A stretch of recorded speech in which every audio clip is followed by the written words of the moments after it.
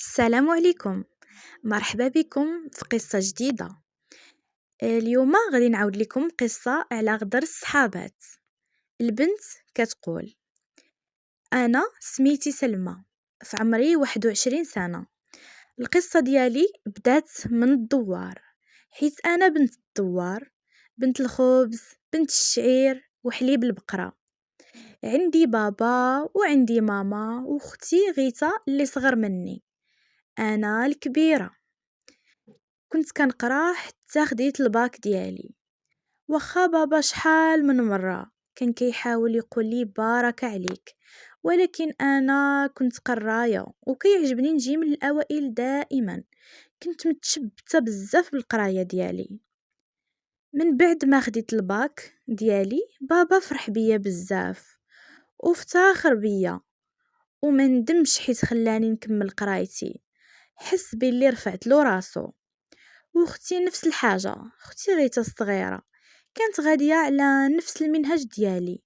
نتوما عارفين، من بعد الباك كتكون الجامعة، وهاد الحاجة ما كايناش عندنا في الدوار للأسف. كنت كنفكر نمشي للجامعة في المدينة، ولكن هاد الشي كان صعيب بزاف ومستحيل بالنسبة ليا، حيت التحكم ماشي غير من بابا بوحدو، ولكن حتى العائلة ديالو. عمومي كانوا صحاب بزاف. قررت انني نخبر ماما انها تفاتح بابا في الموضوع، ولكن كانت كترفض، حيت ماما غير مرا درويشه وكتخاف من صداع الراس. فقررت انا نقولها لبابا. قلت ليه: بابا، انا باغيه نكمل قرايتي في الجامعه، وباغيه نولي شي استاذه ولا شي طبيبه كبيره اللي تفتخر بها. رفض نهائيا الموضوع، وقال لي: ما باقيش تعاودي تقولي لي هاد الهضره، واش باغيه تضحكي فيا عمومك؟ يقولوا ما بقاش عندي الحكام. الصراحه كان صعيب عليا نقنعه، وقررت انني نقولها لفدوى صاحبتي. فدوى تعاوني. ايه، عندي صاحبتي فدوى كتار من اختي، واكيد غادي تعطيني شي حل فعلا اللي غادي ينفعني. صافي، خبرت فدوى بالموضوع، وقالت لي انا غادي نعاونك باش قديت داكشي اللي غادي ندير معاك. غادي يكون بسيط، ولكن غادي نحاولو. صافي، خاصنا نمشيو عند عمك الكبير. وهذا هو كان الاقتراح ديالها. صافي، قالت لي نقنعوه بالفكره. فعلا تلاقيت فدوى في الصباح بكري، مشات معايا لدار عمي وشجعاتني وعطاتني القوة أنني نهضر معاه ونطلب منه ونقوله يقول لبابا يسمح لي نمشي للمدينة باش نكمل قرايتي. راه الأمر عادي. عمي فعلا اقتنع بالفكرة من بعد محاولات كتيرة معاه، وجا عند بابا وما خسر ليش. قال له: مادام انت عارف بنتك بنت مربية وكتقرا مزيان، راه خاصك تشجعها وتعاونها. بالعكس، انت اللي خاصك تكون السند ديالها في القرارات ديالها، حيت الاب هو اللي كيشجع ولادو باش يزيدوا القدام ويكملوا قرايتهم ويوصلوا لاعلى المراتب. بابا فعلا ما خسرش الخاطر لعمي، حيت هو كبار منه وكيحتارمو بزاف، واقتنع بالفكرة ديال عمي. وصافي تقبل الوضع وقرر انه يسمح لي نكمل قرايتي في المدينة. صافي، جا الوقت، مشيت للمدينة. وصلني الاب ديالي حتى الحي الجامعي. ملي مشيت للمدينة خديت بيت بحالي بحال كاع البنات في الحي الجامعي، بيت اللي هو مشترك مع بنات وحدين اخرين. وكان هذاك الصراحة اسعد نهار في حياتي. ما كانش بامكاني نكري بيت بوحدي، حيت الظروف ديالنا ماشي هي هذيك. ولكن كنت بوحدي كنحس باللي موحشه دارنا. كان بزاف مني خاصني نصبر، خصوصا انني اول مره نبعد على ماما واختي وعلى بابا. صافي بقيت هكذاك بوحدي. كانوا تما هادوك البنات كنقولوا غير السلام السلام، هما جابدين راسهم، وحتى انا ما كنتش كنخالط راسي معاهم بزاف. جات بنت جديده للحي، سميتها مروه. كانت كتقرا معايا وفي نفس الوقت كنسكنو بزوج في نفس البيت. فرحت بزاف صراحة. ونفس الشيء بالنسبة لمروة، حسيت بها فرحات بزاف وانجذبت لي كتار من البنات الاخرين، حيت حسيت بها ارتحت لي وانا ارتحت ليها. قالت لي علاش ما نوليوش انا وياك صحابات ونتوانسوا مع بعضياتنا، حيت بحال الا رحنا مغربين وبعادين على والدينا نكونوا سند لبعضياتنا. صراحة انا رحبت بالفكرة وصافي، فرحت بزاف وقلت الحمد لله لقيت اللي يونسني في الغربة ديالي.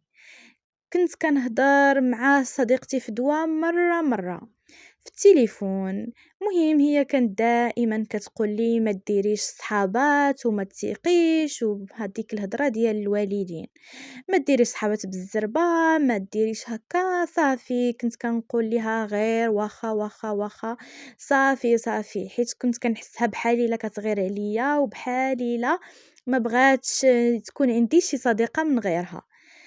صافي بقات الامور غاديه بحال هكداك، انا مع مروه بحال الا ما بقيتش كنهضر مع فدوى بزاف، حيت صافي بدات القرايه وبقينا ملهيين مع القرايه.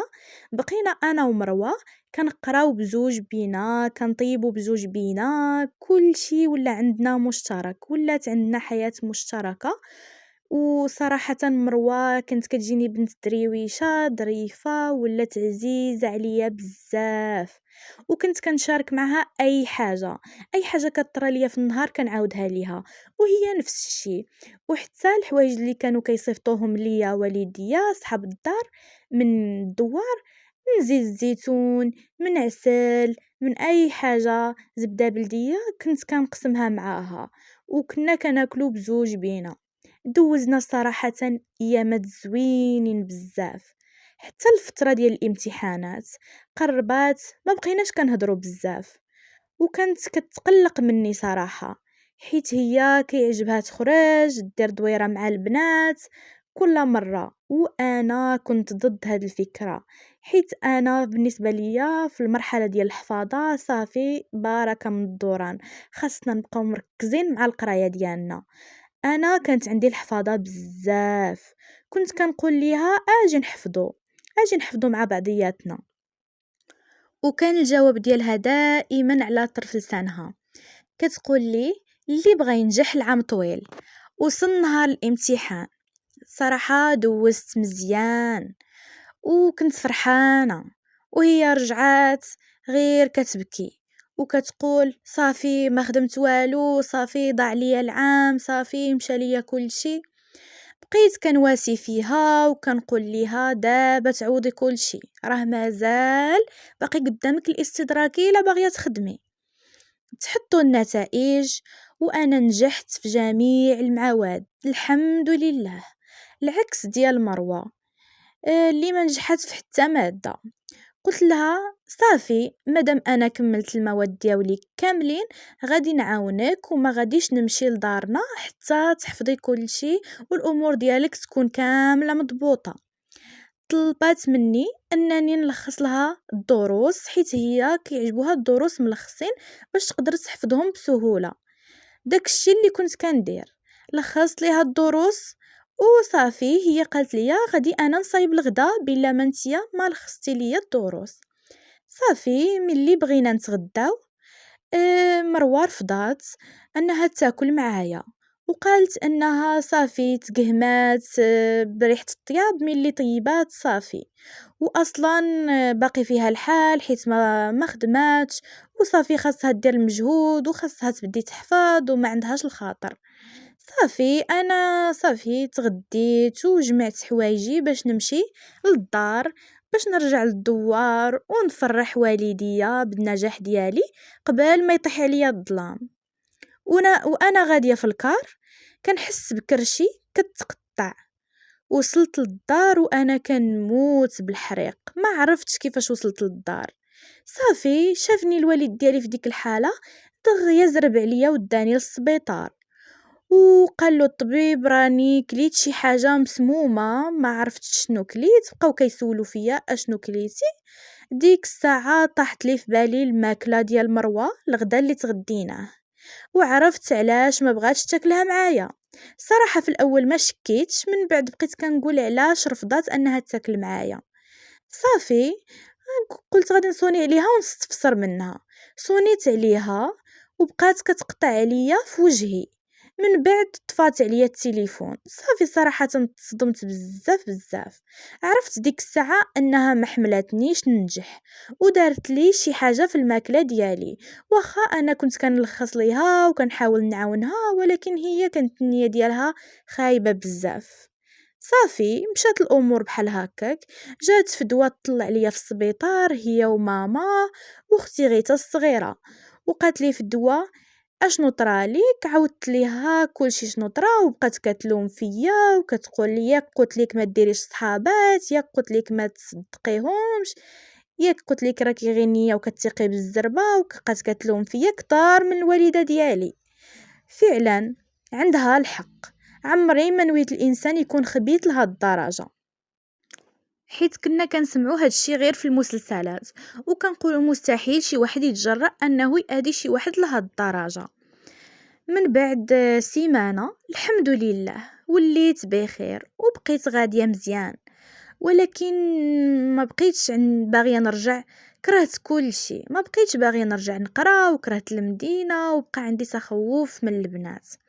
ولكن ماما وفدوى بقاو كيشجعوني نكمل قرايتي وما نحبسش داكشي اللي بديتو، وما ندير حتى وحده صاحبتي. صافي كان هذا هو الشرط ديالهم الوحيد، انني نبعد الصحابات، ولكن قرايتي ما نفرطش فيها. داكشي اللي كان. كنت باغيه نبدل البيت، رجعت للحي الجامعي، ولكن الحمد لله لقيت مروه اصلا ما بقاتش تما، يعني ما كاين لاش نخوي البيت. صافي اصلا هي خواتو. كملت قرايتي عادي، كنت كنجيب نقاط زوينين، وكنت كنشوف مروه غير من بعيد. هي ما كتهضر معايا وانا ما كنهضر معاها، غير كتشوفني كتبدل الطريق بحال الا انا اللي اديتها.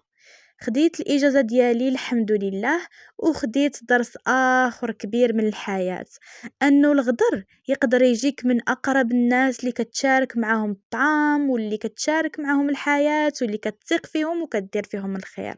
عرفت كيفاش الإنسان يقدر يكون عنده كتر من وجه. وهذه هي القصة ديالي. القصة ديال اليوم كانت للعبرة على الصحابات وعلى الغدر ديالهم، وان الانسان خصو يكون حذر في التعامل ديالو، خصو يعطي مسافة الامان اللي تكون بينه وبين الناس، خصوصا اللي تعرف عليهم من جديد واخا يبينوا لك الوجه الزوين.